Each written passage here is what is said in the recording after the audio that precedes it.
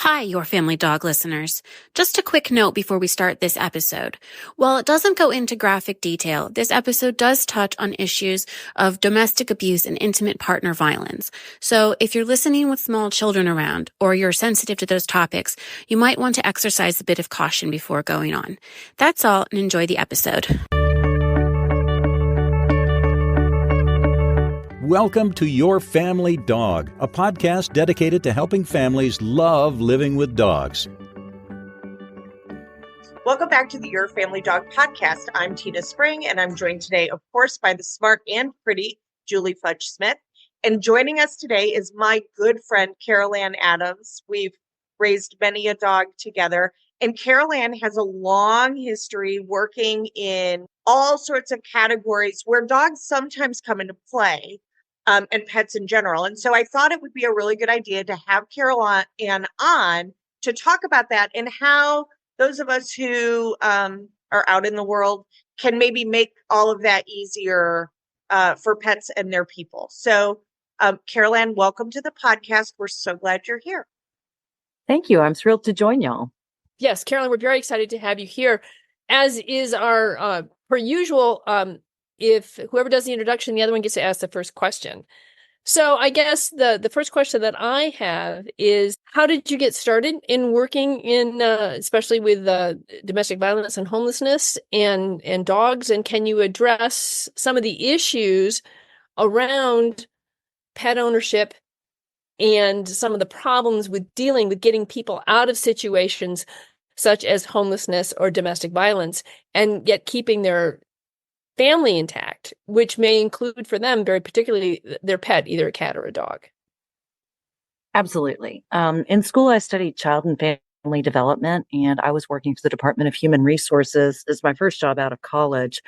And that particular job put me in contact with folks working at domestic violence organizations. And when I went to a conference to learn more about domestic violence services, I was really taken by the absolute passion of the people who worked those jobs, the knowledge, the professionalism, and I really wanted to be a part of what they were doing.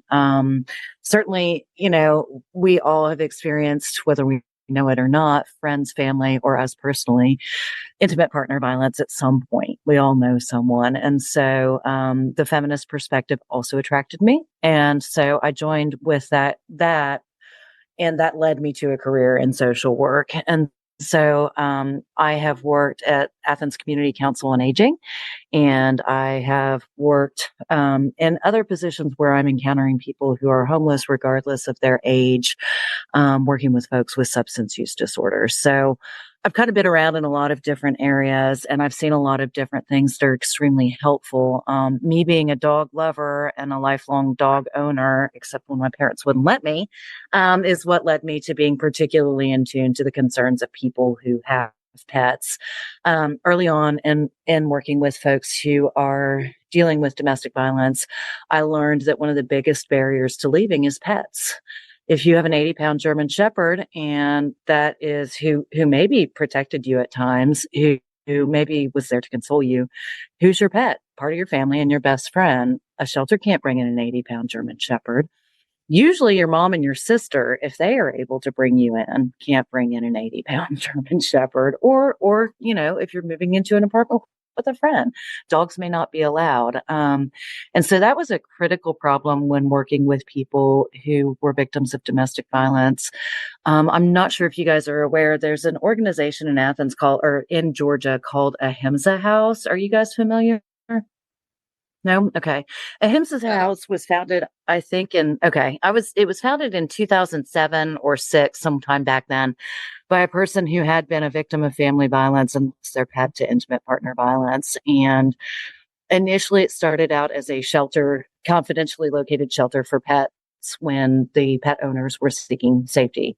And it has now morphed into being a group of foster homes throughout the state, and they will take in people's pets, and they will house exotic pets. They will house dogs, but primarily it started with the dogs, and now they've expanded quite a bit. So there are some supports in place. Our local domestic violence shelter, Project Safe, works closely with the University of Georgia Veterinary School, and so they also have some things in place for support.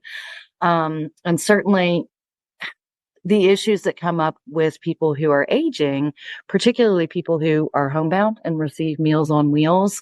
The wonderful people at the Council on Aging that does Meals on Wheels here have a pet food pantry, and pet food will be delivered with the meals, partly so that people aren't giving their delivered meals to their pets so they can eat, but just making sure both people in the home can eat.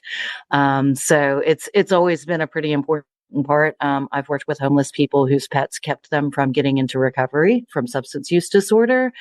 I've worked with people who had pets that they really couldn't care for because they weren't even able to care for themselves anymore. But you're no more going to give up your pet than you're going to give up your child. And so a lot of times people held on even if they knew they couldn't do the appropriate care for their pets. So that's a jumping off point. Did I answer your question? You did. You did. One of the things I was thinking about when you were talking about Meals on Wheels, one of the things that the OSU Veterinary School does here is they pair veterinary students and veterinarians with Meals on Wheels, and they will go and visit at the same time. And they're the ones who discovered and let Meals on Wheels know that these people were feeding their meals to their animals. And so then I think it was Blue Foods partnered with Meals on Wheels and with the U.S. with the veterinary hospital to do all that, to provide food and veterinary care. So it's a really important thing because I just know how much my dogs mean to me, and the idea of having to give them up and not knowing where they're going to go, not knowing the kind of care that they're going to get. And I would imagine that in domestic abuse, correct me if I'm wrong, but my understanding is that oftentimes domestic abuse can start with abuse of the pet, and then it escalates to the abuse of the person, or it's a way in which the abuser keeps control over the person that they are abusing because, the threat of hurting their animal. So I was also going to say the American Kennel Club has a program where they support shelters that for victims of abuse, where they can take their pets with them. So I think that's slowly changing. What kind of advice would you have to trainers, perhaps, who are going in homes and seeing some of this stuff? What kind of things would you think that we should be aware of as dog trainers, or just as, sort of friends of people? The basics are kind of the same regardless of what's going on, whether it's people on the edge of homelessness because of financial issues and other family stressors, or it's people who are dealing with intimate partner violence in the home. Certainly threats to pets are a very big means of control. I've worked with lots of women who left the moment their pet was injured. That was the deciding factor to get out. And I think that the main advice that I would have is to listen to people and to offer non-judgmental support. People who are financially insecure, people who are in violent relationships often believe that it's not a societal problem or the problem of the abuser. It's that they've done something wrong to land them here. And there are a lot of people for whom there's a lot of shame and a lot of blame involved with being in those situations, and making sure that you're not coming at it from a perspective of why haven't you done this? Well, why wouldn't you do this? Why is just not a helpful question in those situations? Because my guess is most people have thought of all of the what things that you're saying, well, why don't you just do this or do that? And so I think that acting with empathy and paying attention to the fact that you don't have the full picture. Usually if you're just going into a home, but you're going into a home to do training, you might see things like maybe the pet and the pet owner becomes visibly uncomfortable when the partner who's abusive comes through the house, or maybe they speak in a manner that you would not want to be spoken to.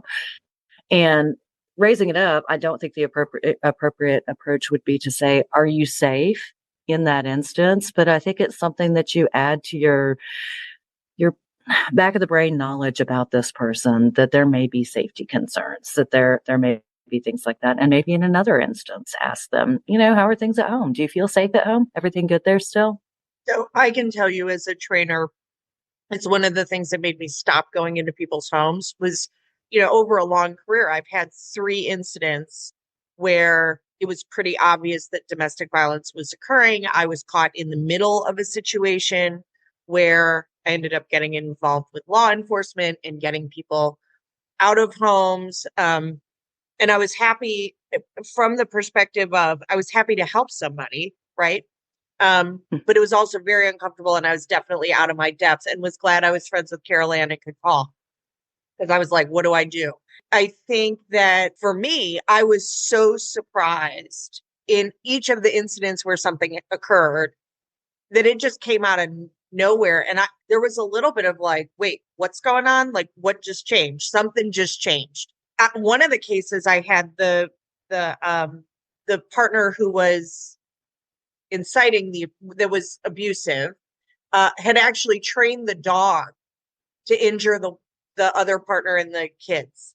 And so I was getting called to come in and unteach that aggression, which was interesting, but of course didn't get the full picture until I was there and finding out what was going on. And actually the 6-year-old is who told me what was happening.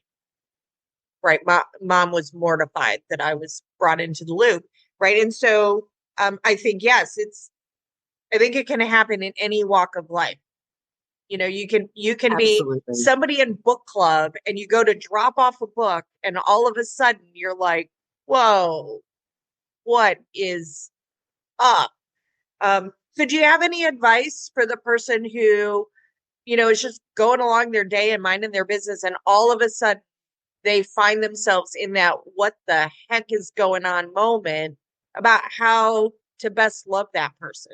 Number 1, non-judgmental. Respecting their decision making. If someone is making a decision not to do what you think is best for them right then, you just don't know what's best for them. And when I've worked domestic violence hotlines, and moms know what their daughters need to be doing or their sons need to be doing, right? Moms know. And moms, you really are powerless to do anything other than offer unconditional support and access, and not being the person that says, you know what, if you don't finally leave, I'm just done. I can't deal with the drama. And that's where a lot of people get. And if you can be the person who doesn't walk out because they're done, and you can still be a non-judgmental form of support for this person, then you may be one of the last ones standing, because it's real hard for mamas and sisters and brothers and daddies to do that. It just is. Yeah, it is. And I think sometimes if you're not, you just don't know what to do in that kind of situation. As Tina said, it can really catch you off guard. I guess my question is if you witness abuse towards an animal or towards, a person, are there hotlines, or is there something? I mean, is this a time for you to call law enforcement? Do you call abusive hotline? What would you think would be the best course of action if you actually witness an abusive event? If you witness an abusive event, I think first course of action is ensure your own safety, right? You have to make sure that you're safe. And if you pick up your phone and say, I'm calling 911, you may cease being safe. Because if you're calling 911, the person who's going to get in trouble knows they're about to get in trouble. So first, ensure your own safety. And then, a lot of times calling the police is the appropriate thing. If there is I guess in the ideal situation of walking up on that abusive incident happens, person perpetrating the abuse runs off, then you ask the victim, hey, do you want me to call the police? Because sometimes calling the police causes a lot more trouble for people than it does good. Typically, domestic violence crimes are misdemeanors. In order to be a felony in Georgia, you have to have permanent disfigurement or broken bones. And in a lot of jurisdictions, a broken orbital bone isn't good enough because it heals up fine. And so most domestic violence incidents are going to be misdemeanors, and they're going to be bondable. They do have to see a judge before they get a bond. But most of the time, the perpetrator will be out in 24 hours or so. 24 to 72 hours. So,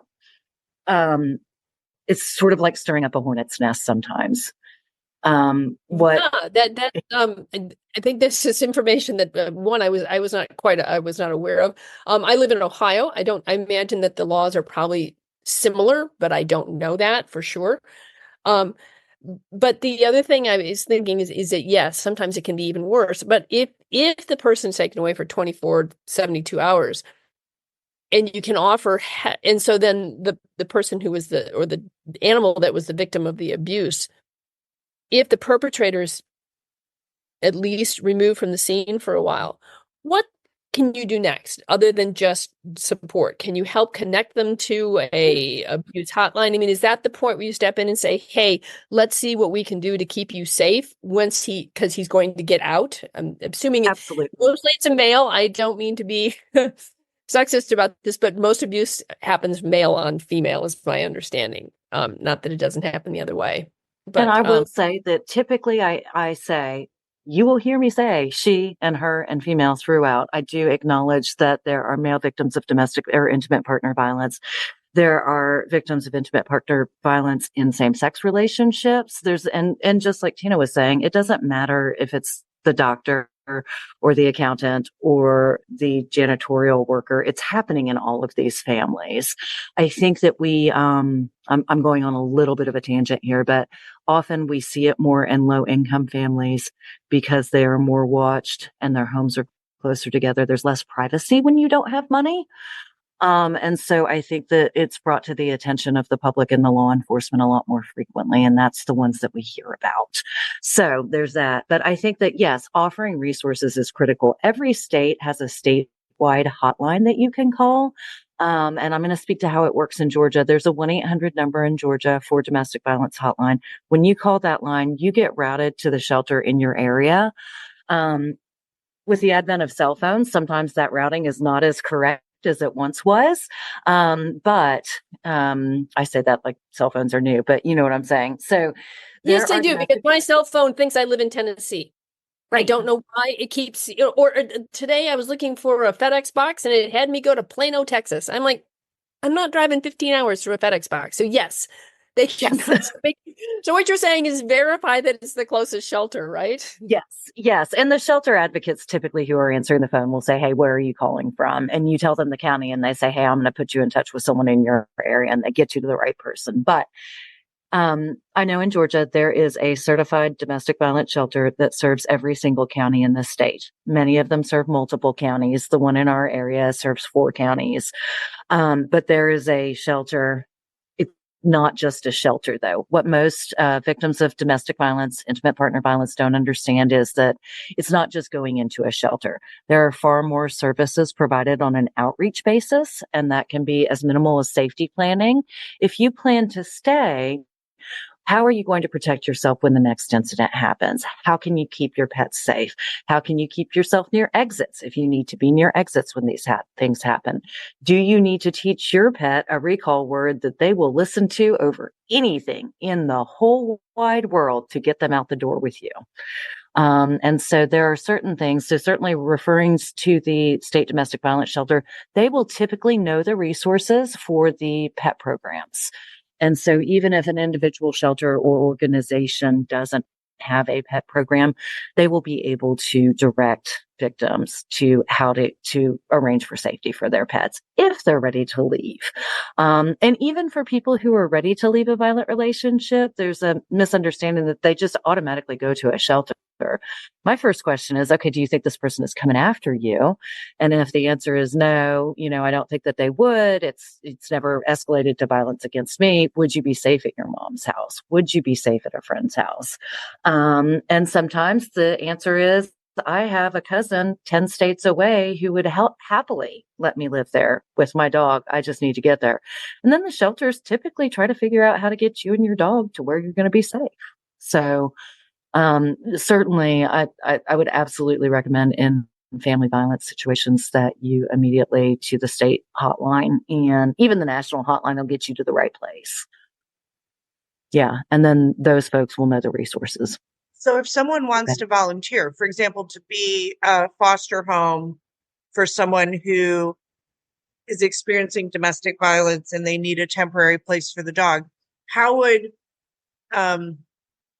how would the person get in touch with would they call the hotline and say, hey, I'm not a victim. I'm trying to get in touch with, because I know security becomes a big issue. The programs for pets are not run by the shelters typically. They may be, and every domestic violence shelter is going to have a business line that will be published that you can just call their business line and ask that question. In Georgia, most of the shelters, when I was working in that field, were relying on Ahimsa House. It's spelled AHIMSA.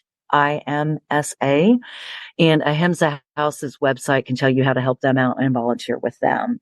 And so certainly calling the non-emergency or the non-hotline number for a shelter, and asking, hey, I'd like to help out victims with pets. Do you have a program, or do you have a program that y'all rely on, and how do I get in touch? I was thinking when you were talking about the recall, the secret recall word, when I was working in Virginia, we had a young woman who had a couple of dogs, and she was in an abusive relationship, and she was she was coming up with a plan to get out. But one of the things she did was her dogs would shut down whenever they heard their names. So she gave them names that only she knew. So when she was training and working with them, they were responsive to her because they responded to the names that were not associated with the abuser. And so I think that people sometimes think, well, my dog just shuts down. Well, there's ways through that too. And getting the help from a trainer who has can give you some guidance there in your attempt, in your plan to get out. I think sometimes we just think that somebody should leave right away, that this is an awful situation, and it is, and maybe they should. But it also is, I think it's really good that you mentioned that you have to work with where the person is right now and work with helping them, if you're going to help them, to develop a plan that's actually going to work for them. And it's not just a temporary solution to a problem, because what they need are perhaps more long-term solutions than just, yes, you need temporary safety, but we also need a long-term solution. So I think, is that what you're saying, that the shelters can actually help not only with the short-term safety issues, but can help you with the long-term planning? Mm-hmm.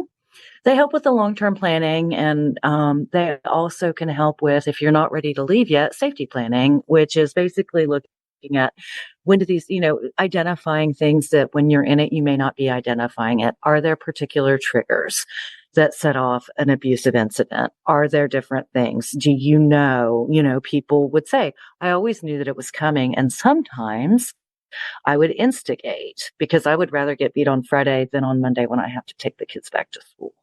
And so there are times when people know their abusers really well. The other reason that it's often not the right time to leave is because it's really, really dangerous to leave. My statistics are a bit out of date, but they were current 10 years ago. My out of date statistic is that 75% of domestic violence homicides happen within 6 months of leaving the relationship and separating in some form or fashion. That could be within 6 months of a divorce. That could be within 6 months of moving out. That could be within 6 months of filing for a temporary restraining order. So what's critical to understand is that you don't just leave, right? When it is the type of domestic violence where your partner is saying things to you like, if I can't have you, no one can, then they generally mean it. And the way that they keep other people from having you is by killing you. So, yeah. Yeah. So, figuring this out a safe way so that you don't become one of those statistics is critically important. Absolutely. And trusting that the person in that situation is going to know far better than anyone outside of that situation how to handle it. Right. They've stayed alive until now. That's right. When you were talking about, I was thinking, when you're talking about the all walks of life, I couldn't help but think about the book Big Little Lies. When in that particular book, it's a very wealthy family within which it's a very abusive relationship between the husband and the wife, and there are times when she does instigate it. And so I thought Leanne Moriarty does a really good job. She investigates domestic violence in many of her books, and that one was sort of the top of the line, that people just don't see somebody who is that wealthy is having those kinds of problems. They just have a better way of masking it or hiding it, I think. But even there, she, even with all the money, felt like, I can't leave, at least not at this point. And that is I think it's very hard for those of us who are not in that kind of situation to wrap our heads around. So the reminder that we need to be compassionate because we don't know the whole thing. It's kind of like when I told my kids, they'd be on Facebook or they'd see, somebody do something and say, you are just seeing a Kodak moment here. You're seeing a snapshot of this person's life. You don't know the whole situation. Even that's about something that, that they may have thought, oh my gosh, this person has everything perfectly. You don't know that. And certainly the same situation arises with somebody who is in a situation that is difficult or abusive. You don't know the whole situation and you can't possibly know what is right for that person. Absolutely. And, when you're speaking to people who are of means, wealthy people, if you're trying to leave a wealthy partner, they have a lot more access to resources like private investigators. They can afford the best tracking devices to put on your vehicle. All of the ways that they're going to stalk and find you again, they have far more access to than someone without any money. Right. The other thing I was going to ask you too is you talked about restraining orders. Are those effective? Sometimes. Sometimes. Sometimes I think that a lot of times, sometimes. And that's another thing, a lot of times people are like, you need to get a restraining order. And the partners or the victim's like, no, that's a bad idea. Some people will react to law enforcement involvement by saying, oh my gosh, I'm so scared. I'm going to follow these rules now because I'm a rule follower and they're going to stay away. Right. Some people are going to react like, you brought someone into my business. Now there's hell to pay. And they don't care if they get arrested for it. Or they're not even thinking that far out for consequences. As in, this is just a piece of paper. There's not a guard outside your door. This is a piece of paper. And it really is. At the end of the day, it is a piece of paper. And again, I'm going to keep going back to, I know that my husband would 10,000% be freaked out and obey a piece of paper. Right. I've dated some guys in the way past that would not have cared about a piece of paper. And so that's another thing where we have to respect the decisions of the people who are living those situations because they can be very effective for people who are going to follow. But if people aren't going to follow them, they're not. One of the biggest benefits that I see is that if you have a partner who does not have firearms and they are subject to a temporary restraining order, they can't get a gun. And guns are the primary way that people who are victims of domestic violence are killed. So that makes perfect sense. And you can't get a gun if there's a restraining order on you, but I didn't know that. So, yeah. I wanted to switch veins maybe a little bit and talk about homelessness. Mm-hmm. Because that's another situation that I think about San Francisco where homelessness has sort of become absolutely epidemic. What can not that I think I don't know how many homeless people listen to Your Family Dog. I don't think that there's a whole lot, but who knows? But you may know somebody who is homeless. What can somebody do to help somebody who's homeless who is a pet owner? What kind of resources do they need, and that we might, as a society, be able to provide for them? A house. Right. I was right. I agree. That would be great if we could do all that. But I was thinking perhaps a more immediate solution to a problem with pets. How can we compassionately help these people and their pets? At least temporarily, if not on a more permanent basis. And in the temporary, I know that I worked with someone one time who frequently held a sign asking for help and frequently had their dog with them while doing that. And people did not give them money. They were near a grocery store also. People dropped off bags of food with this person regularly. And that might be a compassionate way to respond in the immediate moment. Most of us, except maybe Tina, aren't driving around with bags of dog food in our car, probably. But I would bet Tina is driving around. Tina, are you driving around with bags of dog food in your car? No, I don't generally do that. I probably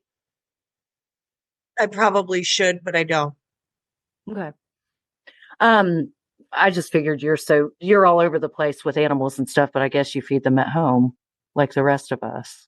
Yeah, I mean, I bring my dog's meal with us when we come to work at the shop. So dog trainers who are busy rarely actually get to train their own dogs.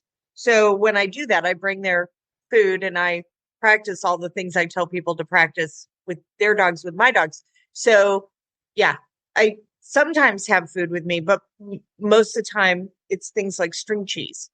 Sure, sure. So, for practical answers, I would get in touch with the organizations that are serving the homeless. In the Athens area, Advantage Behavioral Health Services and the Sparrow's Nest both have day centers where they're working with people, and they know the folks who are living outdoors, and they know who has pets, and they generally would be a good place to say, "Hey, can we help you start a pet food pantry?" I mean, I think that it would be really cool if every food pantry had a pet food pantry with it, right? Because even for people who Right. aren't unhoused, but I'm able to feed premium dog food. Not everybody can even afford the dog food, so dogs are getting leftovers. So if you're in need of a food pantry, your pets are likely in need of one too. And so if I could get all of my hopes and wishes on a national scale, every food pantry would have a dog food pantry and a cat food pantry right there with it. But I think that looking at your local organizations and getting in touch with them, finding out who provides services to the homeless and saying, this is a particular interest of mine. Can I help with this? I have talked to veterinarians who have expressed interest in getting into helping homeless folks with just routine care for their pets.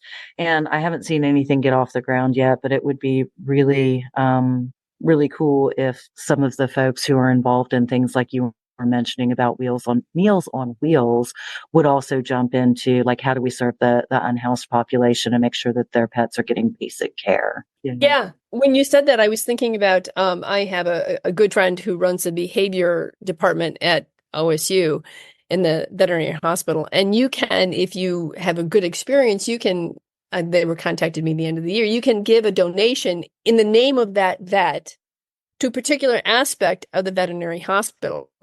One of which is to provide free health care, veterinary care for animals of people who are of low income. And so Okay.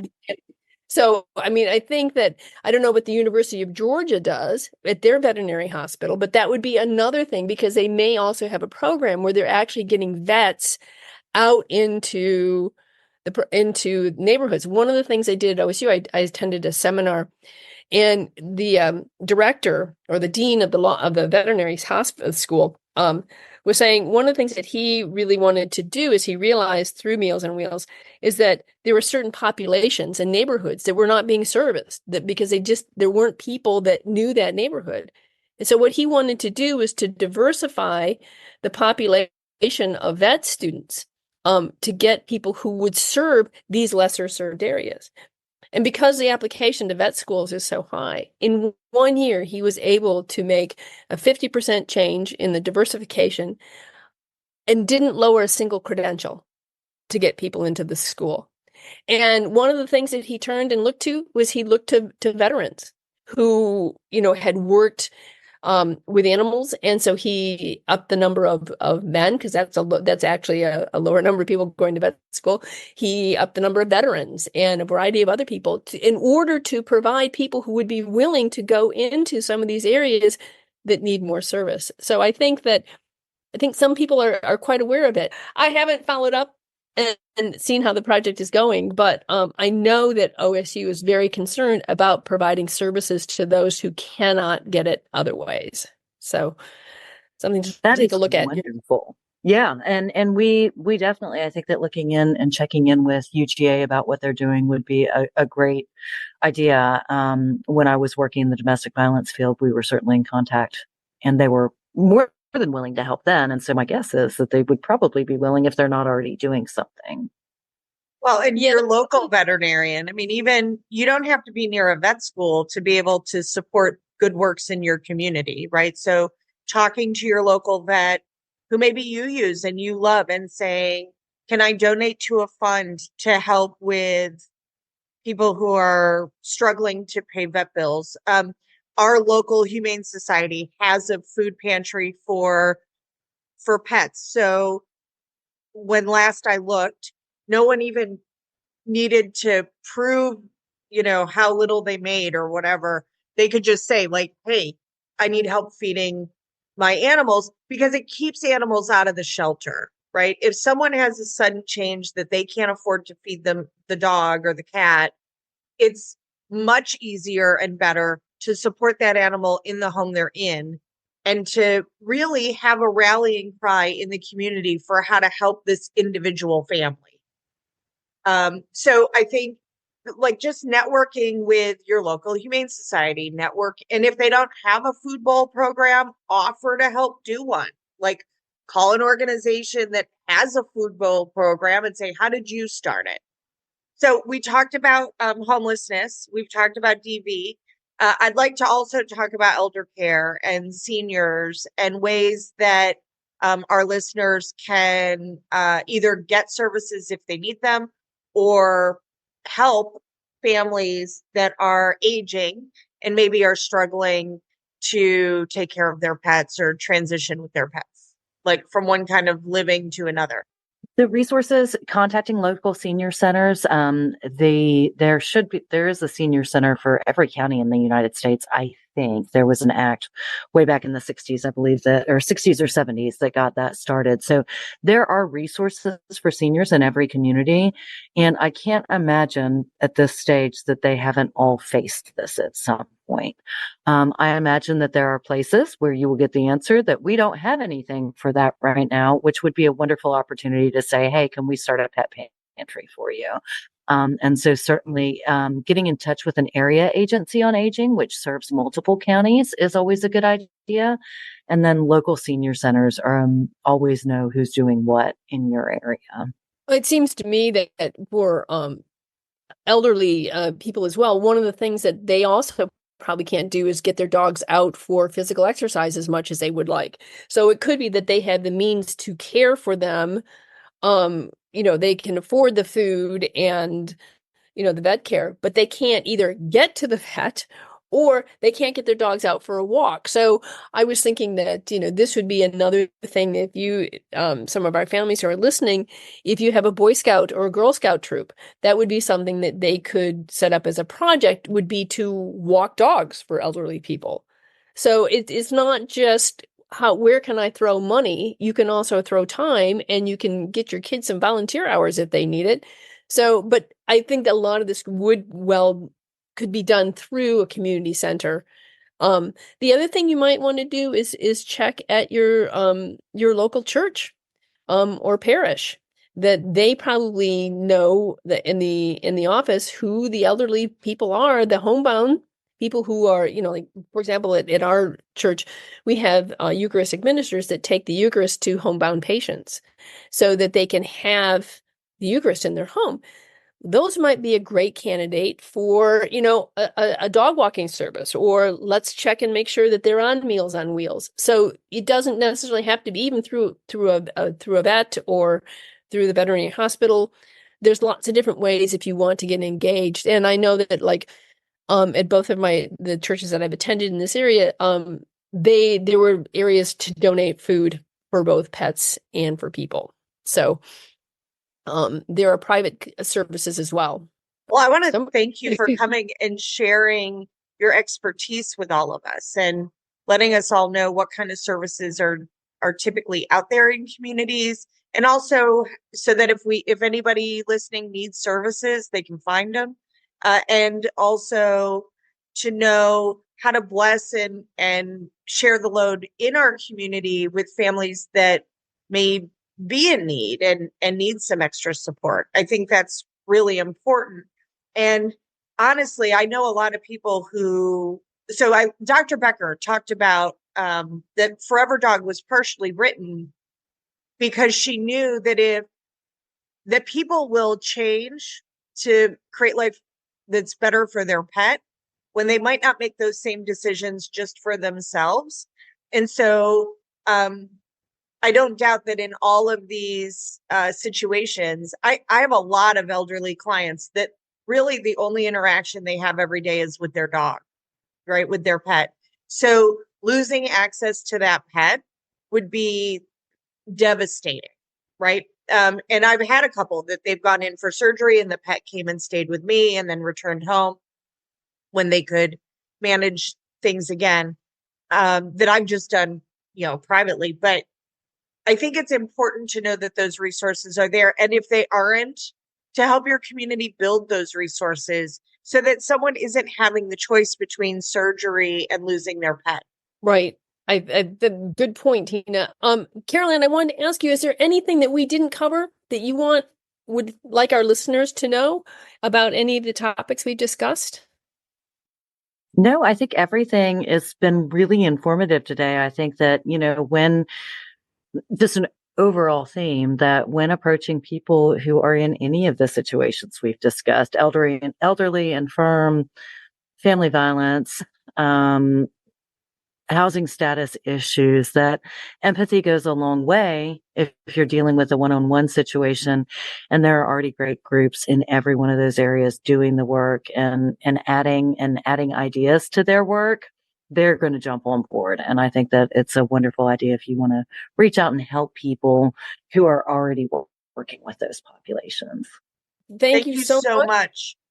Yeah, it's been we were thrilled to have you. And then thank you also, too, for being very willing to be so quick and signing up to come and see us, because we know we kind of sprang it on you last week. So we were really pleased that you decided to come and see us this week. So thank you again. And Carol-Ann, I just want to say, as someone who's known you a long time and known you in this community, and a community that's important to me, I know the way that it's important to you. Thank you for the rich blessing that you bring to the world of always being someone who puts a marble in the jar, right? Even when, I don't know, you and I have talked about it. Sometimes we are grouchy putting our marble in the jar, but we're still putting it in there, because this can be difficult work. So thank you for doing the difficult work and just helping the rest of us network. Thank you. It's been great talking with y'all. Thank you so much. And we'll see you next time on Your Family Dog. Thanks for listening to Your Family Dog. Got questions? Interesting ideas? Visit www.yourfamilydogpodcast.com to share your thoughts.